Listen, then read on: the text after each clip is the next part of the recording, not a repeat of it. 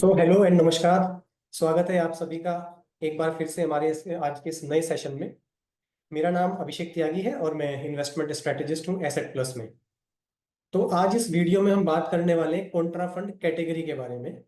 देखिए, Contra fund ऐसे fund होते हैं जिनका इन्वेस्टमेंट स्टाइल अलग होता है as compared to other diversified equity mutual fund. तो as per SEBI regulation AMC के पास ऑप्शन है, या तो वो वैल्यू फंड इशू कर सकते हैं या वो कॉन्ट्रा फंड इशू कर सकते हैं। सो आज की डेट में मार्केट में हमारे पास तीन कॉन्ट्रा फंड अवेलेबल हैं, जिसका टोटल एयूएम है around 61,000 crore rupees as on 31 August 2024। तो आज हम इसी कैटेगरी के बारे में बात करेंगे और जानेंगे कॉन्ट्रा फंड क्या होते हैं, क्या इन्वेस्टमेंट स्टाइल इसमें फॉलो करते हैं। तो इस कैटेगरी में आज हमारा फोकस रहेगा एसबीआई कॉन्ट्रा फंड पर। एंड इसी पर आज बात करने के लिए हमारे साथ है mister Ganesh Kamath ji, who is chief manager product at SBI mutual fund. Sir को 12 ईयर का एक्सपीरियंस है in asset management industry across sales and product and development. I welcome you sir and thank you so much, आज आपने asset plus के लिए time निकाला। Thank you Abhishek. तो सबसे पहला क्वेश्चन मैं आपसे सर यही जानना चाहता हूँ कि ये कॉन्ट्रा फंड होते क्या है एंड ये किस तरह वैल्यू फंड से अलग होते हैं। सो बेसिकली अभिषेक, आपने एक इंट्रो तो दे ही दिया है कॉन्ट्रा फंड पे। बेसिकली 2017 में जब सेबी ने एक रिकैटेगराइजेशन एक्सरसाइज लाया था, उसमें उनका एक ऑब्जेक्टिव था कि वो इन्वेस्टर्स की लाइफ बहुत सिंपल रखे, सारे प्रोडक्ट्स को एक स्टैंडर्डाइज करे और इन्वेस्टर्स को एक आसानी हो टू पिकअप हर कैटेगरी में एक फंड। सो बेसिकली सेबी ने कैटेगराइज किया था कि वैल्यू फंड और कॉन्ट्रा फंड एक ही अम्ब्रेला के अंदर आए और इन्वेस्टर ऑप्शन ले कि उनको वैल्यू फंड में इन्वेस्ट करना है या कॉन्ट्रा फंड में इन्वेस्ट करना है। तो आज के तारीख में सेबी ने सारे एएमसीज को बोला है कि you can launch either a value fund और a contra fund within the entire umbrella. तो इसमें आप देख सकते हो from a industry perspective, currently we have 3 fund in contra theme and around 20 funds in value theme.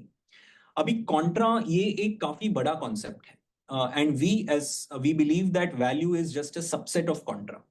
तो अगर आप देखोगे तो कॉन्ट्रेरियन स्ट्रैटेजी में बहुत सारे स्टॉक आइडियाज होते हैं वेयर हम सिलेक्ट करते हैं आउट ऑफ फेवर स्टॉक्स जिसमें टेम्पररी नेगेटिव मार्केट सेंटिमेंट्स चल रहा है, ऐसे सारे स्टॉक्स हम कॉन्ट्रा में चूज करते हैं। सो कॉन्ट्रेरियन स्ट्रैटेजी जो अप्लाई होता है वो सिर्फ वैल्यू स्टॉक्स पे नहीं होता है। There are certain growth stocks जो एक टेम्पररी ब्लिप के कारण चल रहा है, या फिर there will be cyclical companies and sectors, उसमें से हम स्टॉक्स पिकअप कर सकते हैं और इवन डिस्ट्रेस बाइंग भी हो सकता है।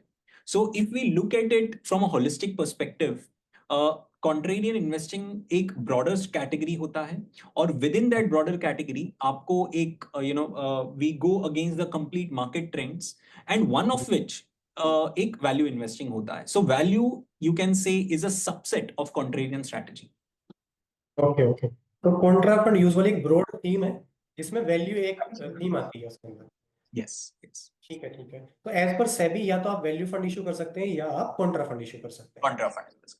ठीक सो है सर। हमारे एसबीआई के पर्सपेक्टिव से आज हम we have SBI contra fund.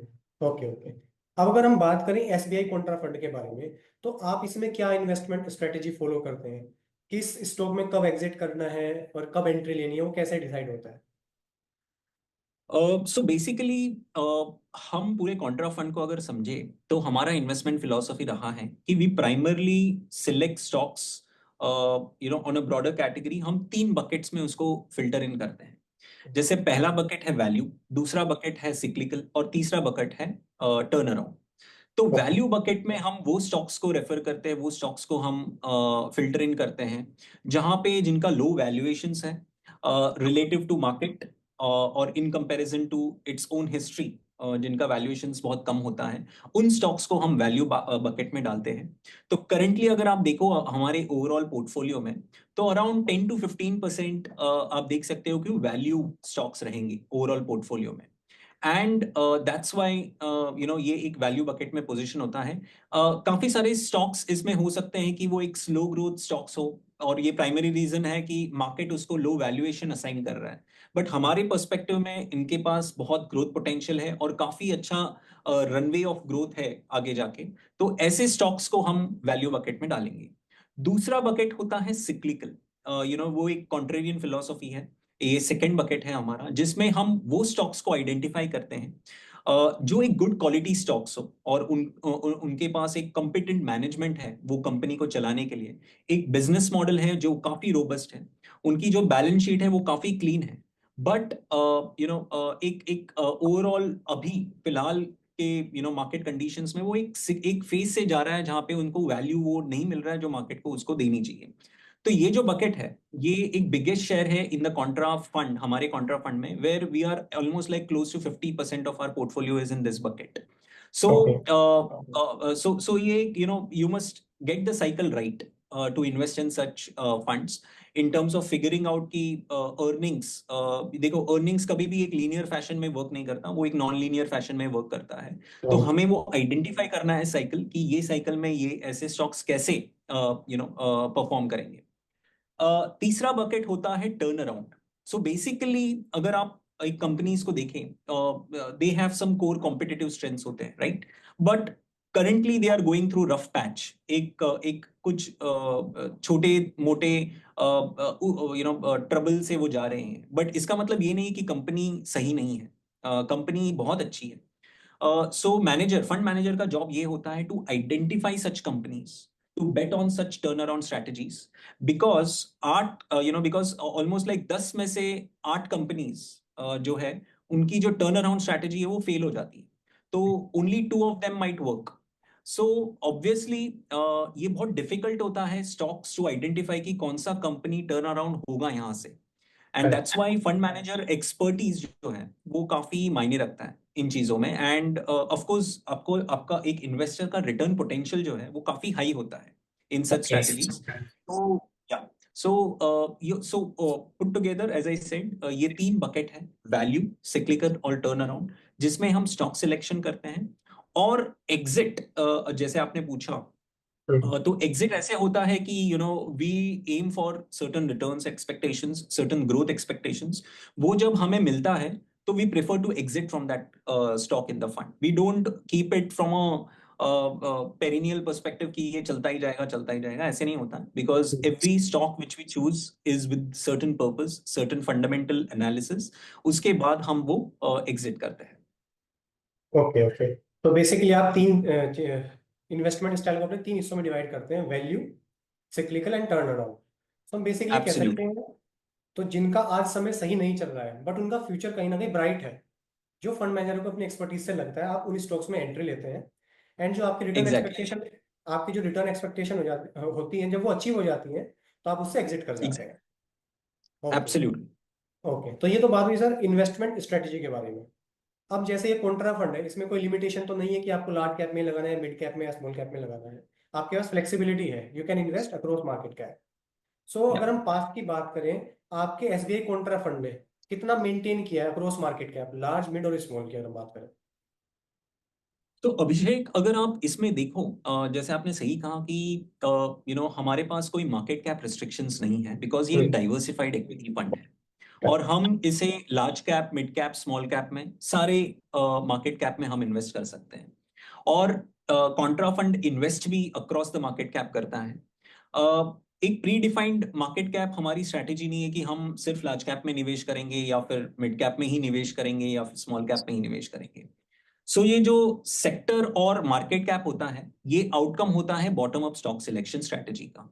तो एज अ फंड हाउस और in this specifically we look at a bottom up stock selection as well as top down also, because अगर हमें कोई सिक्लिकल सेक्टर में डालना है तो हम टॉप डाउन भी जाते हैं, बट अगर हमें वैल्यू स्टॉक ढूंढना है या फिर टर्न अराउंड स्ट्रेटजीज ढूंढनी है तो हम बॉटम अप भी जाते हैं। तो ये फंड एक कॉम्बिनेशन है टॉप ओके। डाउन और बॉटम अप का, जिससे आपका एक सेक्टोरल या फिर मार्केट कैप आपका आउटकम आता है। बट ऑन एन एवरेज अगर मैं कहूँ आपको एक एग्जांपल के तौर पे, तो हमारे पास लार्ज कैप में लास्ट 12 months ने on an average we have kept somewhere around 35 to 40% allocation, whereas mid and small put together the allocation has been somewhere around 35 to 55 in the last 12 months.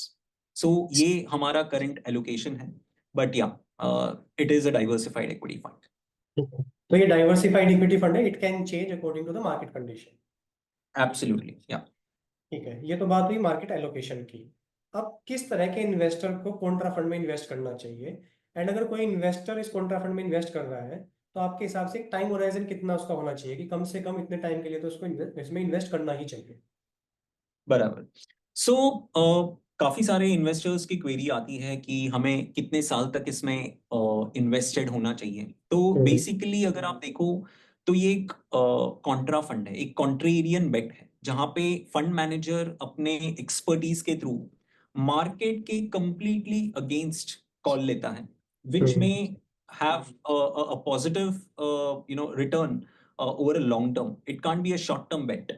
तो इसमें SBI contra fund उन investors के लिए एक strong case बन जाता है जिनको अपने एक कोर इक्विटी पोर्टफोलियो में एक स्टाइल डाइवर्सिफिकेशन लाना है, जिनको एक वैल्यू इन्वेस्टिंग या कॉन्ट्रेरियन अप्रोच लेना है, उनके लिए ये फंड बहुत फिट है।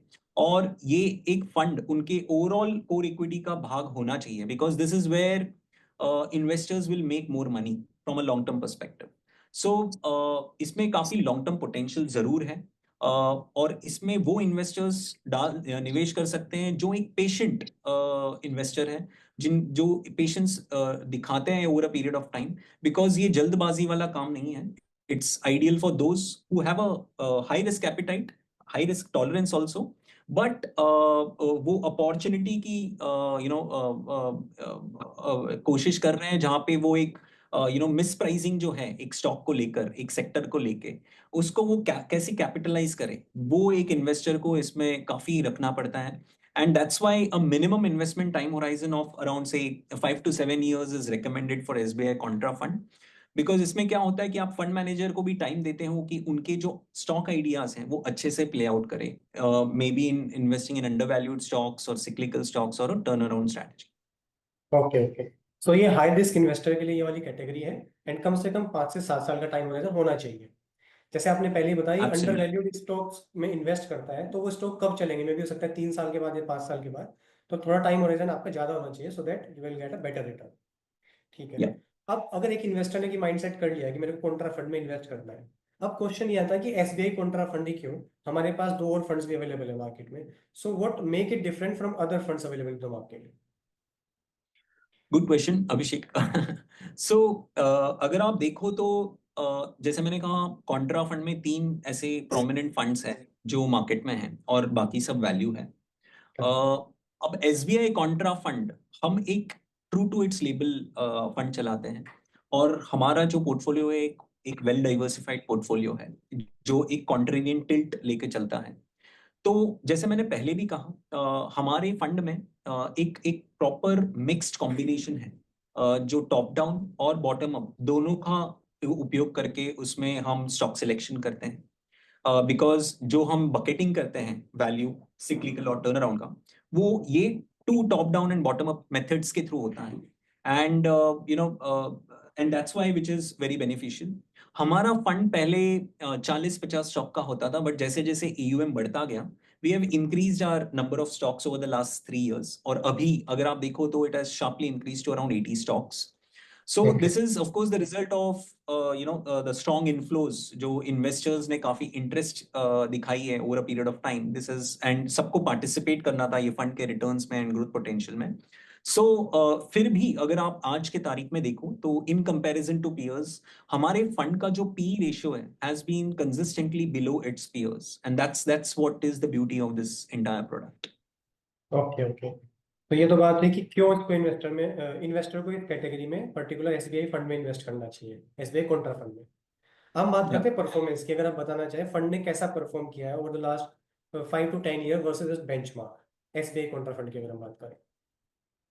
सो अगर मैं आपको फैक्ट्स बताऊं तो we have always outperformed our benchmark which is BSE 500 TRI across time periods, और द फंड हैज डिलीवर्ड, अगर मैं सिंस इंसेप्शन की बात करूं, so the fund has delivered almost like an outperformance of around 4% over the benchmark since Inception.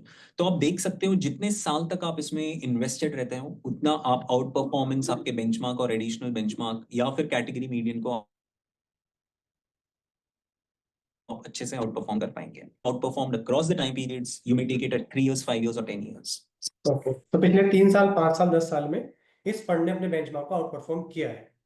Although past performance guarantee नहीं है future की, तो इन्वेस्टर सारे डॉक्यूमेंट अच्छे से पढ़े. So this is about SBI contra fund. So आपने काफी अच्छे से सर सभी क्वेश्चंस के आंसर किए. आई होप ये हमारे इन्वेस्टर्स के लिए, हमारे पार्टनर्स के लिए काफी हेल्पफुल होंगे. एंड एक बार फिर से आपका बहुत बहुत धन्यवाद, आपने आज एसेट प्लस के लिए टाइम निकाला. Thank you so much. Thank you. Thank you so much. Thank you so much, Abhishek. Mutual fund investments are subject to market risks. Read all scheme-related documents carefully.